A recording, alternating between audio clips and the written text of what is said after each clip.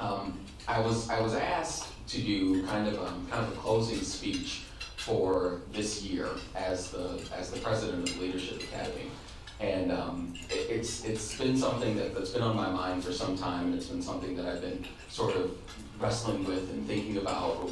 What's the value that I get out of the Leadership Academy? Why do this? You know, why even engage? Why talk about leadership? And it's been a really good platform for me to consider the real values and the virtues of being in this organization. And I'll tell you that really came to the fore in the past couple of weeks as we have been interviewing next year's entry level fellows. And I'll tell you that this has been an incredibly humbling and difficult experience. To give you a little idea of the numbers, we had, I think, 180, 190 people that were I'm getting eyes here. 180, 190 people that were nominated from faculty, staff, people all around the university. They nominated 190 students, and a lot of those students, honestly, were nominated by more than one person. It's funny that we experienced that. We had some students nominated by 3 or 4 faculty members, and I think that's incredibly impressive. And we had 80 applicants to the Leadership Academy. And what's really astounding about that is that number has literally doubled over the past couple of years. It's an exponential increase over previous years of applicants. And as a result, it has, and every year it's gotten more competitive, but as a result, it has made a seat at the table that you're at right now incredibly difficult to get to, truly. And it became really obvious to me when we were sitting down and we were interviewing some of these candidates who have incredibly impressive resumes, incredibly impressive, recommendations from faculty and staff and people that we find as esteemed colleagues. And finding that some of them won't get to the place that you are right now, and knowing that so we're going to have to tell some people no, which is hard, which is really hard to do. To know that what we do here, the topic and the discussion of leadership and being in the Cook Leadership Academy is an incredibly elite group. It's prestigious, and it is and it's privilege. It truly is. You being here is a privileged opportunity, and it's truly an opportunity that is afforded to fewer and fewer people every year. So I would just first like to give yourselves a round of applause for being here, for talking about leadership.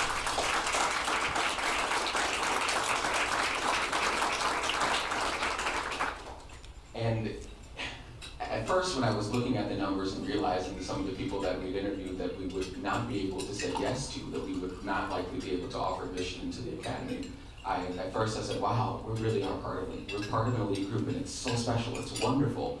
And it was exciting, because it's like you were able to be here. But then I was really humbled by the fact that the privilege that we have to be here comes with an enormous amount of responsibility. It's our responsibility to carry on Ralph Hauenstein's legacy. We are a part of what he wants to happen in this world. We are really a major solution in making that happen. And that responsibility makes it incumbent on us to take the values, to take what we've understood, to take and process what we've gotten from the Leadership Academy into our professions. We take that into our professions, we take that into our personal lives, we take that into our social lives, and we make sure that people who couldn't be at this table today, we make sure that people who we're responsible for leading are well served. And by being well served, that means our leadership is service to them. This privilege is responsibility. The two are completely interconnected. They're not mutually exclusive. So it's true, because it's been something that I've really had to wrestle with. And every time that I sat down with one of those students, they would ask the question, well, what do you get out of leadership? And I said, it's funny, because my first year, there are those of us who are in our first year, there are those who've been here for 2 or 3 or 4 years. And the first year I said, well, honestly, I was just learning. the first year. There was so much to absorb. There was really good programming. The programming was top shelf. It was world class. And to learn was wonderful. And then the second year, I started applying. I realized that what I was learning was in a lot of ways changing my life and opening me to new perspectives. So when something was happening civically at the national level, the state level, the local level, even personally in my own life as I'm trying to figure out balance between work and personal life and my social life and my professional activities, it gave me a place to come and learn and apply those thoughts. I could sit down with a mentor, I could sit down at one of these tables that you're at, and get really in-depth insight from people who've been in the same position that I've already done. And then it's matured even further into something that has helped me understand what my leadership style is.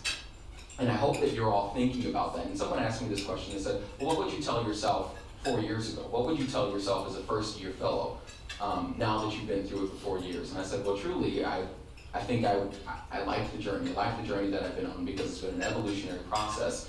And what I've learned, though, that I didn't know when I was a first year, is that what you're doing now, processing what kind of leader you're going to be, will pay dividends for likely the rest of your life. As I've gone on into my career and I've started applying the concepts that I've learned in the Leadership Academy, it's been really fortuitous because people notice the difference. And it lets me be able to understand where other people are coming from, and it lets me be able to understand how I can apply those different concepts and make sure that I'm providing the best service I can in my profession and in my social life. I mean, Grand Valley's mission is to educate students to shape their lives, their profession, and their societies. You're doing that by being in the Cook Leadership Academy. So you're really embodying some of what Grand Valley has to offer. It's your job to sort of go out, be the leaders, and be what Grand Valley is expecting to shape lives, to shape communities, to shape societies, to shape lives. And I know it's really an awesome responsibility, and it's not likely something that you experience the full gravity of, perhaps when you're an undergrad, perhaps when you're just in your first year in the academy. And some of us are accomplished professionals. Some of us are coming into the academy from all these different walks of lives. And we're still influenced in a way that brings us value and that brings the service that we do throughout our lives value. So it's been a wonderful experience. It's been a tremendous privilege to be able to serve as president of this academy because it has given me so much. And I would like to think, I hope that it's given you so much as well. That you're taking the ideas that we learned here. It's a wonderful lunch, it's a great lunch, but it's the connection that you make, it's the process that you go through to understanding where someone's leadership has taken them and how that can help influence your own leadership. So, and you may not figure it out today, truthfully. It will take some time, but as you come back to the academy and as you think about the concepts that you learned here, you really will be much better prepared for the leadership that you will embark when you leave this place. So with that, I'll close, and I just want to say thank you to Ralph Hauenstein, thank you to the Hauenstein Center staff, Brian, Adam, Mandy, Kathy. I mean, just wonderful, wonderful people. The work that they're doing here is unbelievable. Thank you to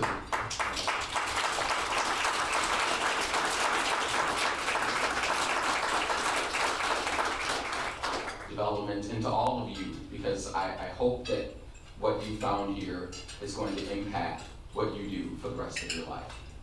And it sounds really cliche, and it's really difficult, I think, to think about, but you are a privileged people, and you have so much responsibility. Please take that with you everywhere you go. Thank you. Well, I think we have a recruitment video for next year. What we would like to do now, Gleaves is going to speak for a moment. Our director, the director of the Hauenstein Center, the person who has brought this all together from the beginning.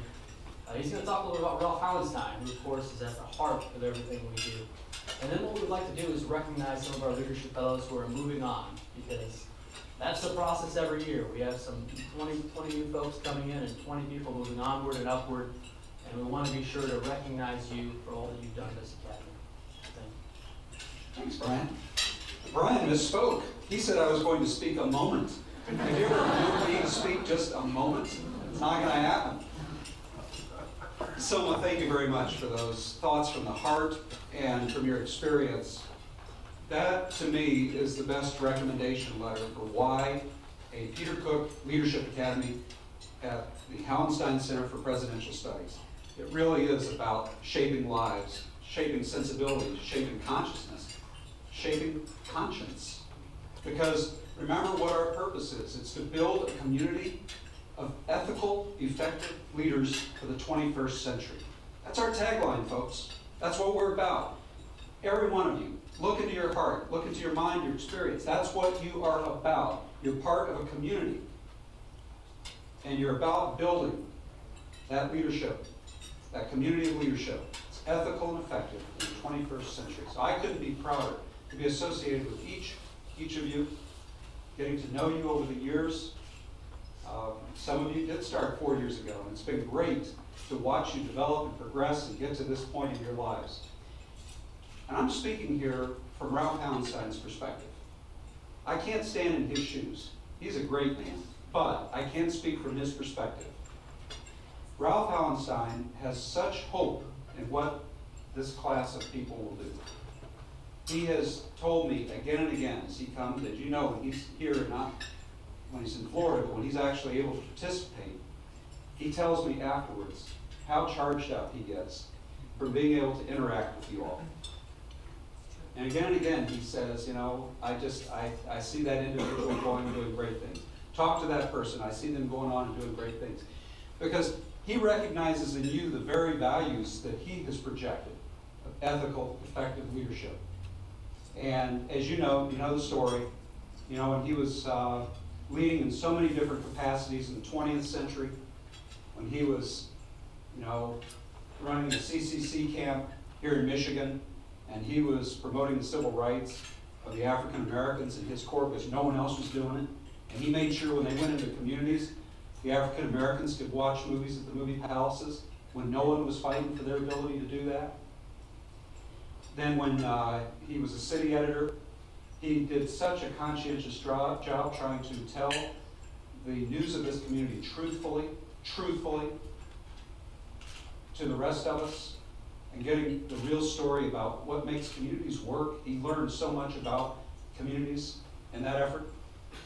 And then when he went overseas and gave 5 years of his life to fighting against totalitarians, and he ended up, as you know, becoming the youngest colonel on Eisenhower's staff. The first officer into liberated Paris, the first officer into war-torn Germany's concentration camp, Dachau, and the women's unit. And you look at that scar on his hand, that scar on his right hand, and you ask him, where did that scar come from, Ralph? And he tells you, when he was in the women's unit at Dachau, that woman who came up to him, the Jewish woman who came up to him and took his hand and just said, thank you. Thank you for being here. And liberated. Ralph had incredible experiences. And he told John Wardrop one day, he said, I saw the worst, with my own eyes, I saw the worst that leadership is capable of doing. And I want to do something before I leave this life to help with leadership in the 21st century, that it can be the best possible. And that's why there's a Hauenstein Center. And that's why his good friend, Peter Cook, came aboard with the Peter Cook Leadership Academy. Folks, these aren't just names, and you know that. These are great individuals who've done so much in their leadership and their service and their giving back. I pinch myself. We are able to participate in what they've done. We are an extension. Our duty is to lengthen the legacy of these great individuals. I pinch myself every day when I get off that elevator and come to work at the Hauenstein Center and see you in the Peter Cook Leadership Academy. So we have a mighty task before us, but it's a joyful one because we do know Ralph. We know that if he were here right now, he would be laughing with us. He'd be telling the funniest jokes, but he'd be looking at you in the eye. And he'd be sending the mission onto you because of his life of integrity, service, and leadership. I just want to thank you for being part of our community the last several months or last several years, however long you've been with us, and continuing that great legacy from men like Ralph and Peter. It's a privilege to work with you, and we'll continue to do great things together. Well, with that, Brian, I think we ought to go ahead and award some diplomas, some certificates. So how should we do that? Sure. Yeah, why don't you name it? Okay. Well, this is always the hardest part of our job, this luncheon. It feels like we're saying goodbye to a lot of people. We're not. You're not off the hook. Even if you're leaving today, you're not off the hook. You're going to be future mentors, you're going to be future speakers, you're going to be our connections all over the state and country, and we're going to call on you. Minimally, you're going to be enthusiastic alumni, I know that. So, for those of you who are coming back next year, you are also receiving certificates. They will be waiting for you outside. But at this time, we'd like to welcome folks who are moving on up to the front of the room with us. When I call your name, please stick around. Don't come up and grab it and sit down. We want to get a good shot of it together. Okay. So first, and you'll see right away why this is tough, because these are people sometimes have been with us for a year, sometimes 2, sometimes 3 in the first case, sometimes 4. We've got a few people that have been around for 4 years. But first of all, Petra Al-Sufi. Petra.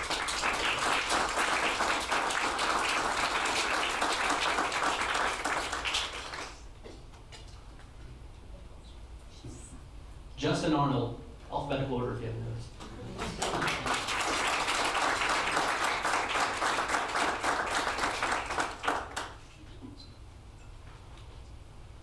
Allie Bush, one of our 4-year best.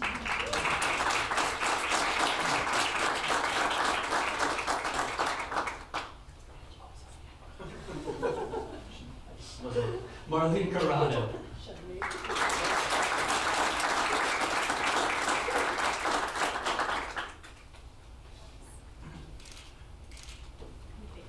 Andy Garlick.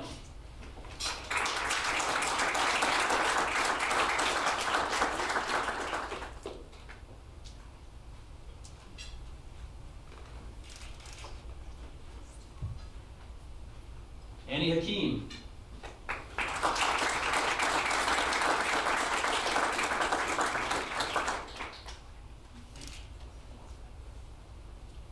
Danielle Harris, 3 years back.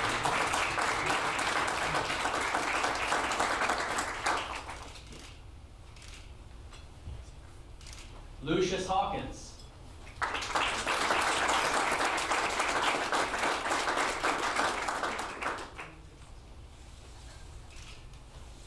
Still going to try to convince him to come back next year. Alex Jablonski.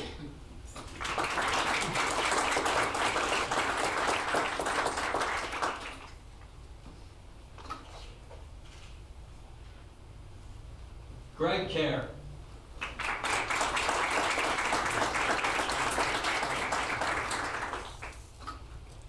Emily Martin.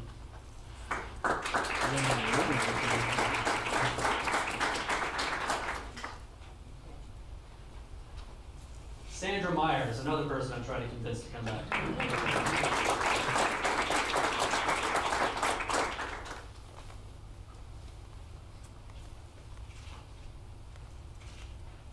Don't get me wrong, we'd have them all back if we could. Sharon Mills cannot be with us today. Nam Nguyen.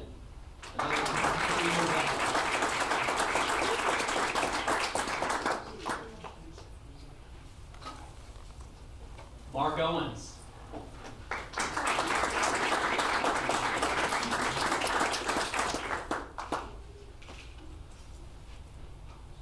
Brooke Rowland cannot be with us today. Moving on to law school. She's got some big interviews going on. Salma Tucker.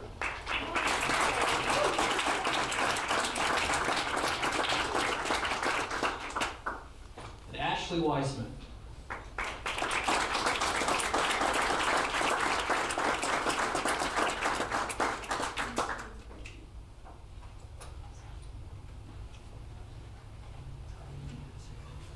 Ashley and Maui. Very good. We'd like to get a few photos. Adam, do we need a line? We need a bigger room, actually. All right, if you guys can squeeze around Ashley, that'd be great. I'll just make it real quick. not as perseverant. You got a good light. Make sure your face is viewable. Brian? Brian, you should stand on one side. Yeah. You know what? Why don't you stand here? You just want a couple chairs? Yeah.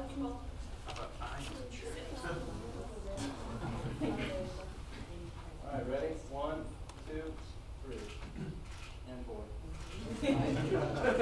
Perfect. Thanks, guys. Thank you.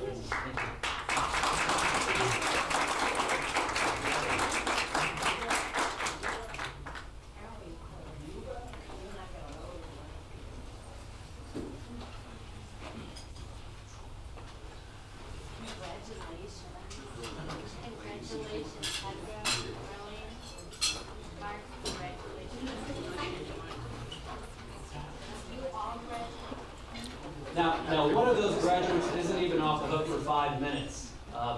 Annie Hakeem is going to be introducing our speaker today, and I have to say, I met Annie Hakeem when we were interviewing for the Academy last year, so just about a year ago.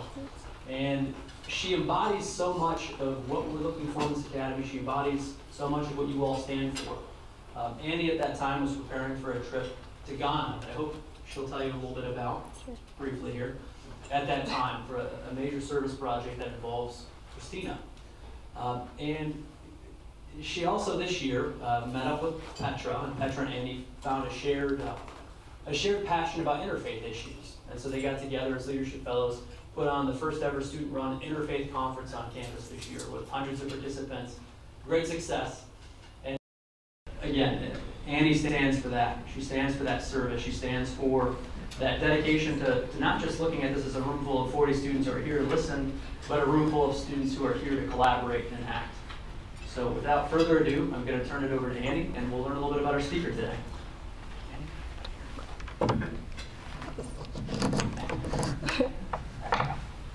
Bring it down a little bit here. Good afternoon, everyone. I'm honored to have the opportunity to introduce Christina today. It was, as Brian said, just a year ago when I embarked on a journey with a couple other Grand Valley students to do a development project in Ghana alongside a couple local nonprofit organizations that I had connected with the previous year when I traveled there for a study abroad trip. And when the time came, we identified the first need for the community we would be working in, or I wouldn't say we, the people we were working with in the Ghanaian nonprofits identified the first need they wanted to address as the lack of access to clean water.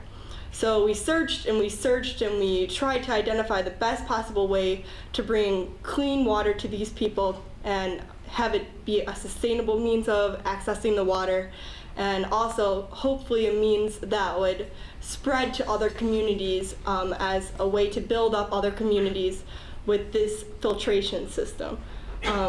That's when we ran into Christina. So we got to meet with her and go through and see the different products that she works on, and most importantly, look at the BioSand water filter.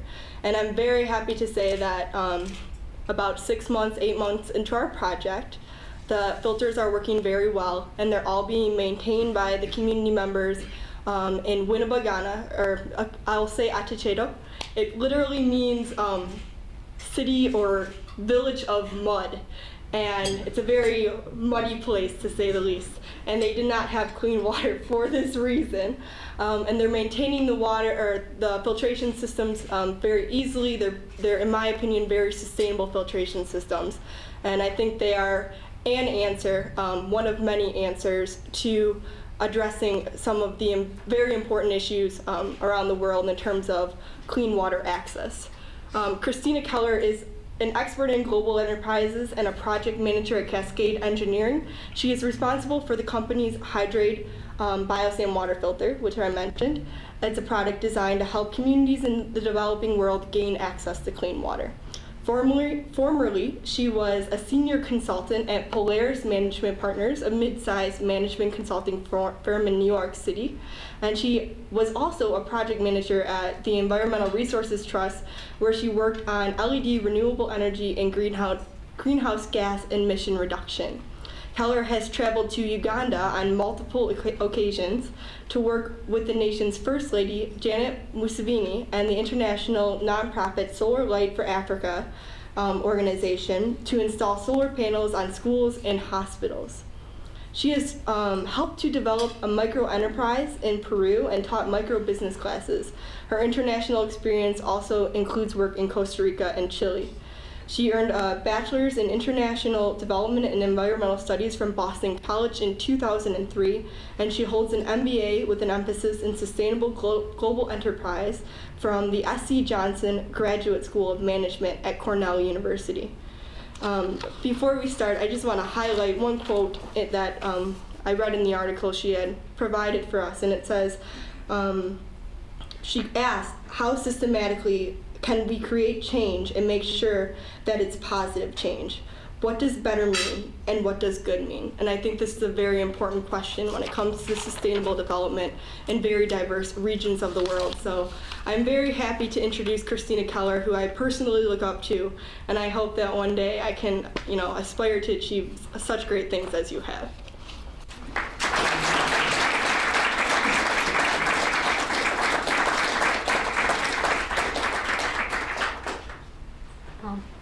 Thank you, Annie, for that wonderful intro, and thank you all for having me here. I want to cover a few things, the first one being sustainability and the concept of sustainability, and the second one being my journey, talking a little bit more about how I came to doing what I'm doing, which is the water filtration, and then a few leadership lessons to leave you with.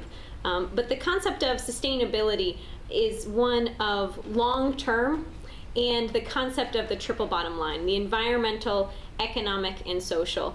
As leaders, you're going to make a lot of decisions, and a lot of those decisions that you make have artificial time boundaries of we have to make these decisions now, they have to be impacted now. And the conventional thinking, one thing that I learned at Cornell, the conventional thinking is financial return for immediate gain. And when you look at how the stock market is run, how things are really translated to immediacy, even look at email and some of the other forms of communication, there's much more of a sense of we have to get it done now, and it has to make money or it doesn't make sense. And I think that some of those conventional business practices go counter to the concept of sustainability. The concept of sustainability is really looking at what's the best in the long term. If I want to grow my company for the long haul, I'm going to make some investments up front that are going to pay off down the road. I'm going to do something that ensures that my employees are happy, because my employees are an important component of the fabric of what's going to make my company continue to be successful. And so this concept of the conventional business being wrapped up with the financial return only immediacy is contrary to the concept of sustainability, which is really look at the environmental, social, and economic aspects and look at the long term. Oftentimes when people hear environmental and social aspects, they start to go down the route of philanthropy. And I actually think this is a very negative connotation for sustainability. I think that if you, philanthropy is great in and of itself, but it's based on a model of make money by doing the worst possible things that you can do, and then give the money away to try to fix some of those problems later. And I really think, my father always said, I don't like the concept of giving back, because why'd you take it in the first place? The concept of you really need to look at a more holistic light at the concept of your business making a positive impact. And this has ramifications for society. As you look at how things, many of you may not go into business, you may go into nonprofits, you may go into government, you may go into other areas. And the concept right now under the conventional business model is that corporations focus on the financial next quarter bottom line return, and they kind of ignore environmental and social things unless regulated. And then you have governments which come in and try to police these environmental and social aspects in or fix the problems with other types of programs. And you have nonprofits, which are often complaining about the bad practices, and it's creating quite a negative spiral, a spiral in which the companies are not working together with the government, not working together with the nonprofits, but rather working against and looking at them as a drain on their bottom line, as something that they have to do to remain charitable, and it's really a system out of balance.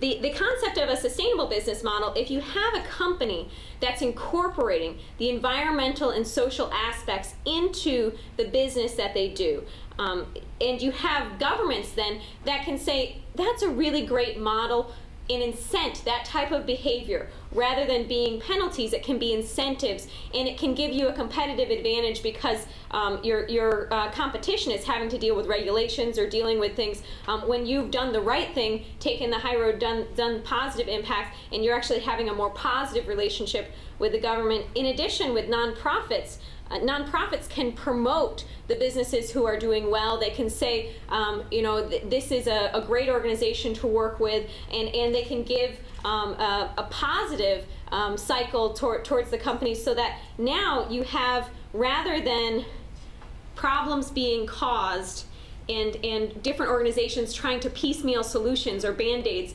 onto many different problems, you have the problems being addressed at the core, and you have the ability for all the groups to come in together and just move in a positive momentum cycle. So that's why the concept of sustainability is really very important, not just for businesses, but for society to be able to have these positive reinforcing cycles. So in terms of sustainability, that's the I guess that's the core of what drives me and my philosophy in terms of sustainability, and Cascade Engineering has been an example of that, but we have other examples in the region. Herman Miller, they have some really great things that they've been doing. They're driving towards zero landfill, 100% renewable energy, zero footprint by 2020. Meyer has been doing things with promoting wellness for their employees, doing greening the supply chain, other types of programs. And with companies such as Herman Miller and the furniture industry, they're actually going one step further of setting industry standards. Has anyone heard of the BIFMA standards and some of the other standards in the furniture industry? They're actually saying, hey, let's get together and say environmental design is important. Let's put a standard in place, and then people have to rise to that standard. And so that's a neat opportunity that industries are kind of coming together. And I think that there's actually some very exciting opportunities in this region, in West Michigan, that make it a potential location for the center of kind of the sustainability movement, which is gaining momentum around the globe. So with that, I'll talk a little bit. That was sustainability. So I'll talk a little bit about my journey. Our family moved to Switzerland when I was in high school, so I actually graduated from high school abroad, which was a different experience for me, having grown up in the same house on the same street with the same friends for a number of years, and suddenly being in a different culture. And one of the things that stuck with me was that I was struck by the sameness. You know, I expected it to be very different, very foreign, and I found that they were the same types of people that I was friends with, that it was a very similar culture, that people spoke different languages, but I was really struck by, at the core level, the sameness that I found when I went abroad. I continued to travel, and when I was in Africa, I was struck again by the sameness of the human culture and the things that are driving things, but I was also struck by the value placed on social networks, and the concept that one person who was actually in Uganda, I said, you know, there is some poverty here. There was obviously, you know, many people that didn't have electricity, many people that didn't have access to water, and she said, I've never seen poverty like I've seen in Washington, D.C.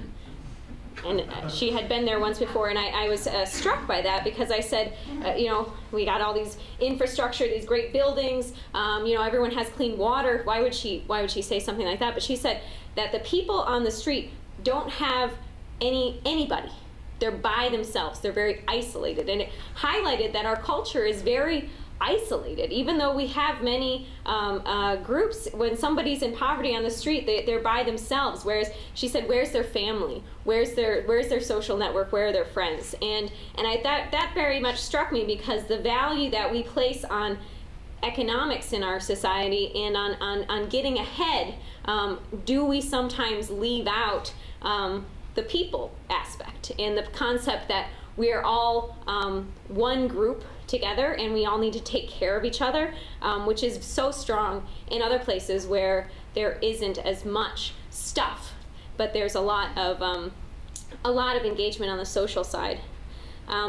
Another part that made up who I am is traveling to Costa Rica, and I was struck there by the environmental biodiversity.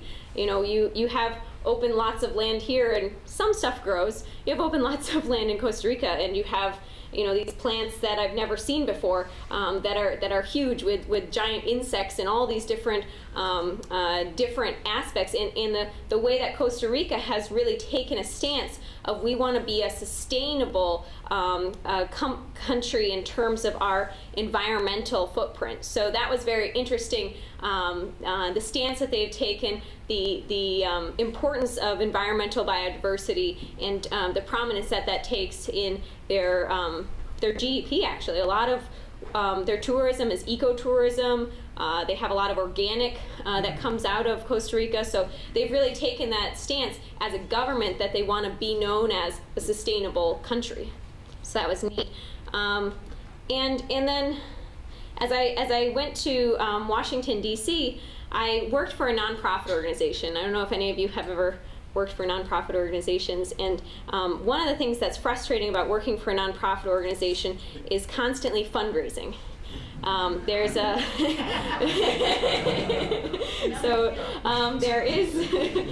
there is this sense of, how much do you spend on programming versus getting that money for the next year and getting that money for the next year, and you're almost forced to look at the short term because you have to do things within your budget, and there is a sense that nonprofits do have the heart, that they often have the social and the environmental figured out, but they don't necessarily have the economic.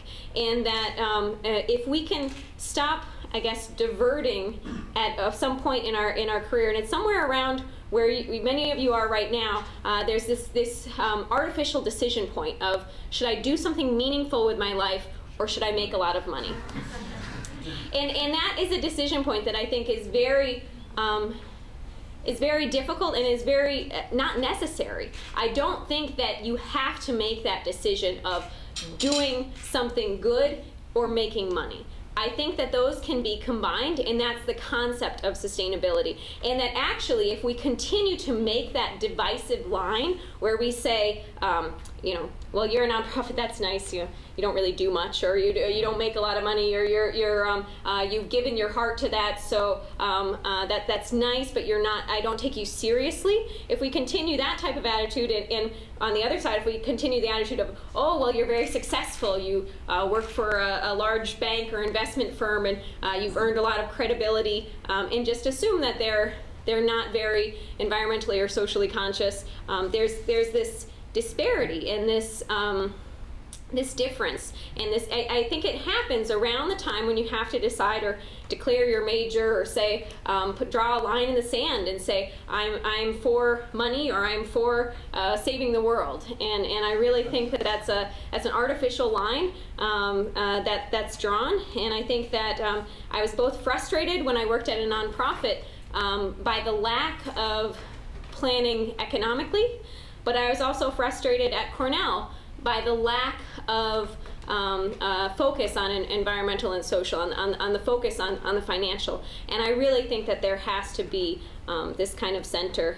And some of the reasons that I think West Michigan is a potential leader in this area are because we have a sense of what is real here. I think that that's something that is stuck with me. I've been to San Francisco a lot, and in San Francisco there's a lot of talk about sustainability. There's a lot of cerebral talks about what is sustainability, how does this work, but there aren't a lot of examples, you know, of sustainable companies that I've run into, of sustainable companies that are just trucking ahead, doing the work because it's something you should do.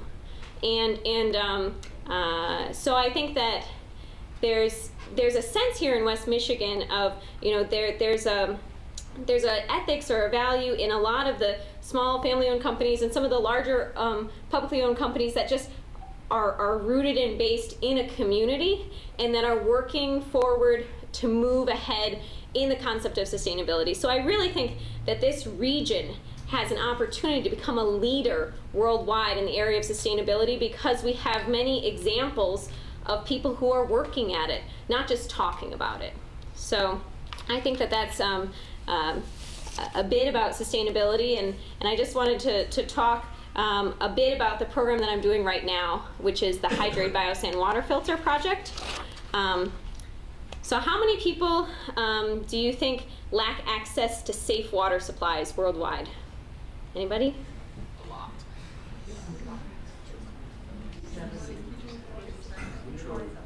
There are 800 million people who lack access to safe water supplies. Globally, diarrhea is one of the leading causes of illness and death. 88% of the cases of diarrhea are attributable to unsafe water. There's 3.575 million people dying every year from waterborne disease. So if you bring that down to children, nearly 1 in 5 children's deaths are due to diarrhea, and it kills more young children than AIDS, malaria, and measles combined. So water is a huge issue, also of lost productivity. At any given time, half of the world's hospital beds are occupied by patients suffering from diseases associated with lack of access to safe drinking water. So we don't think about that a lot here in West Michigan because we have the Great Lakes, we've got tap water, we've got well water, we've got all these great sources of water, but a lot of the problems around the world are associated with not having the basic water. But the thing about that is that the WHO estimates that 94% of diarrheal cases are preventable through modifications in the environment, including water treatment and safe storage. So when I came into Cascade Engineering and I was working on a few different programs, they said, you have a background in international development, you have a passion for making things work. Let's see what we can do with the HydrAid BioSand Water Filter. This was about almost, I guess, a year or two ago that I kind of took on this HydrAid BioSand Water Filter and said, you know, what can we do with this? It is a technology that is saving lives. It's a technology that's proven to be sustainable for the long term. And so how can we make this a good business? So my father says often, you know, start with something that's good and then make it good business. Because you can always start with something that makes money and then try to make it good for the world later, but it's much harder. If you start with something that's good and then try to make it good business, you already know that you've solved the hardest criteria, and then it's a challenge of how you can make it a good business. So we started with this vision. Cascade Engineering has the capacity to produce 250,000 HydrAid BioSand water filters a year. A filter placed in a home addresses the needs of one family, which is 8 to 10 people.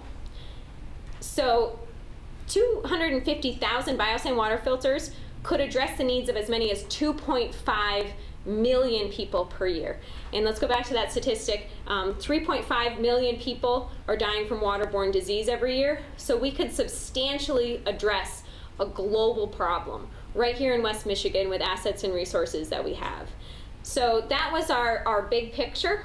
Where are we going with that? We have just signed a letter of intent with the Honduran government to do 40,000 filters over the next few years. And they are looking at partnering where they pay half and donors in the US will pay half, and they'll cover the implementation costs of the filters in the country. We have a program with USAID and Rotary International to do 9,000 filters in the Dominican Republic.